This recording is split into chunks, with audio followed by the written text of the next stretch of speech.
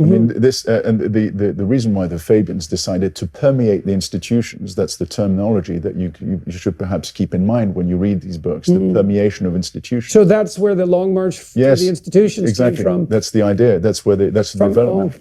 So it's really, it's a very interesting, a bit dry, but it's an interesting book.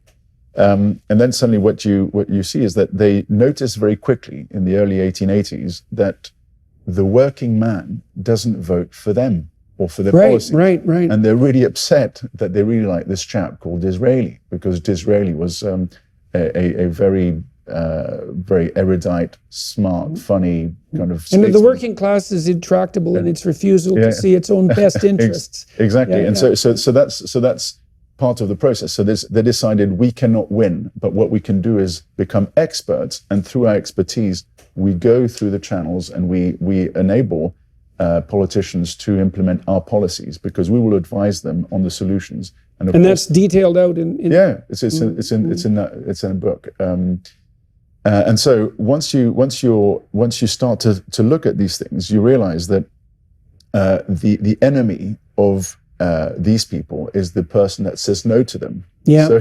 So you need force. You need there is no consensus to be had, and therefore what we were talking about, which is this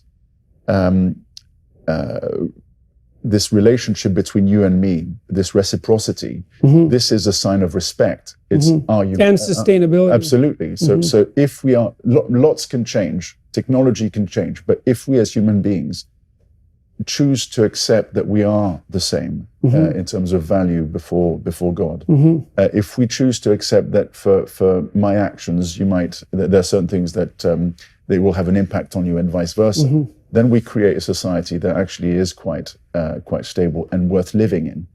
If the moment you accept the Fabian premise that there is a small group of people who are right and therefore the others are wrong, that's when you start to create a society. And that's justified by reference to expertise. Exactly. And so there is a great quote in the book where one of the Fabians says, our aim is to make sure that when the people come to the barricades, to make all the constitutional changes, so that the moment they come to the barricades, we will be able to crush them. In other words, you use the Constitution and the law, you change them through the experts, and you strip the masses, as it were, of their frightening power.